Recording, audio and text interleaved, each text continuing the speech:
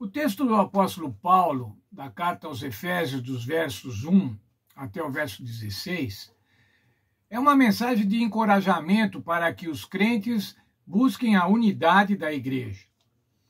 É a receita para buscar a unidade da igreja. Veja lá, vamos dar uma passada geral neste texto. No verso 1, ele diz assim: eu quero que vocês andem como é digno da vossa vocação com que fostes chamados. Isso que o apóstolo Paulo está falando é o seguinte: o que eu vou dizer para vocês aqui para frente vão ser atitudes comportamentais. É assim que vocês devem andar. Vocês foram chamados para esse ministério, vocês foram chamados para ser salvos, e vocês devem então viver de acordo com isso. Andeis como é digno da vossa vocação. Então são atitudes comportamentais. Aí no verso 2 ele diz assim: com toda a humildade, mansidão e longanimidade. Essas três características devem ser características dos cristãos, daqueles que fazem parte da igreja, do corpo de Cristo. A humildade. O que é a humildade, irmãos? Humildade é considerar aos outros superiores a si mesmo. Humildade é dar preferência aos outros, é apreciar os outros.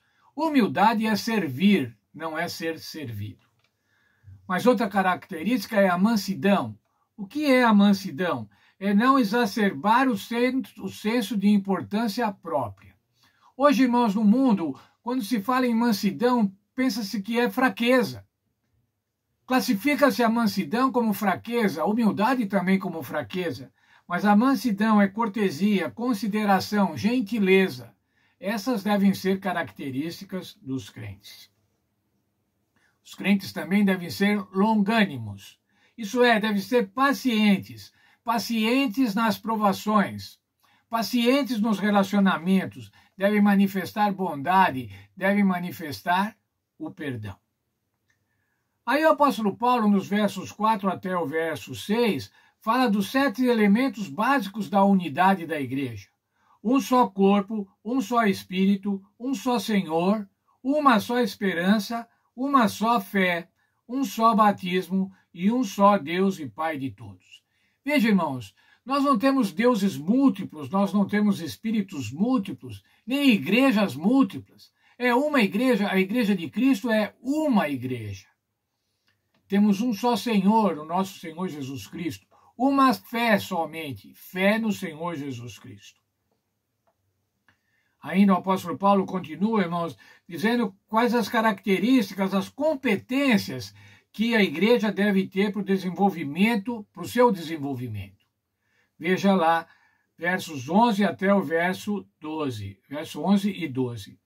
E ele mesmo deu alguns para apóstolos, e outros para profetas, outros para evangelistas, e outros para pastores e doutores. Mas para que essas competências? Verso 12. Tendo em vista o aperfeiçoamento dos santos para o desempenho do ministério, para a edificação do corpo de Cristo.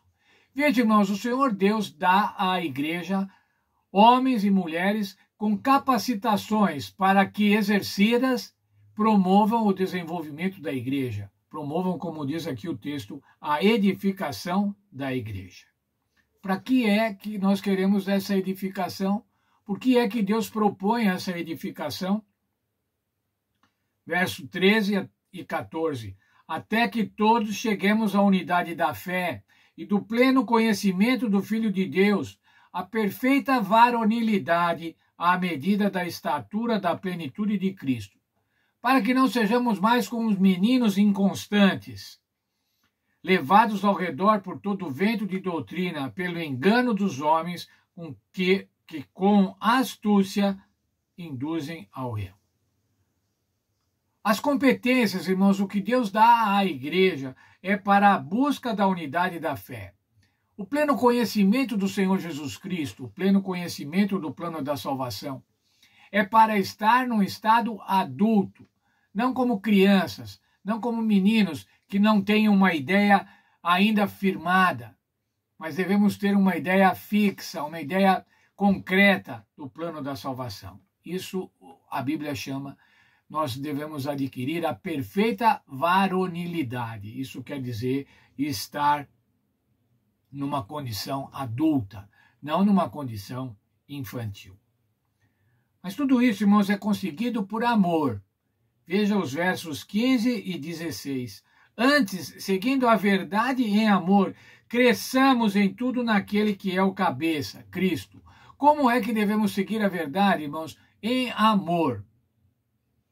Em amor é em compreensão, compreensão com os outros, paciência com os outros, mansidão, humildade.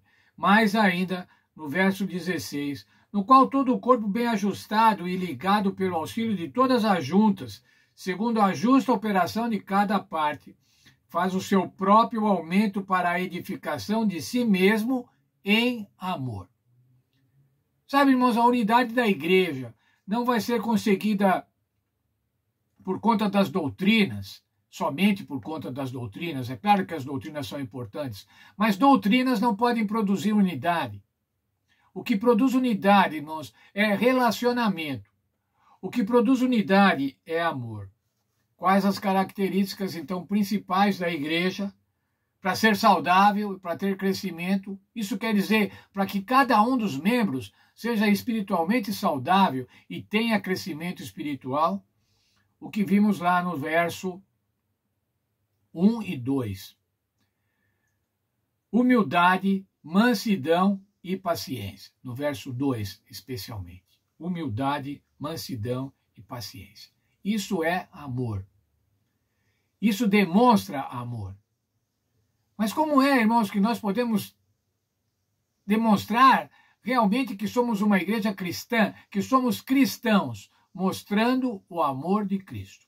Que Deus esteja com cada um de nós e que a gente possa manifestar esse amor de forma concreta. Possamos manifestar esse amor na igreja, em casa, no trabalho, na escola, nas relações sociais, nas relações comerciais. Porque isso é uma atitude comportamental. Como diz lá o verso 1, andeis como é digno da vossa vocação. Nós temos uma vocação, irmãos, sermos salvos em Cristo Jesus, participarmos da igreja da qual Cristo é o cabeça. Portanto, andemos de acordo com esta vocação.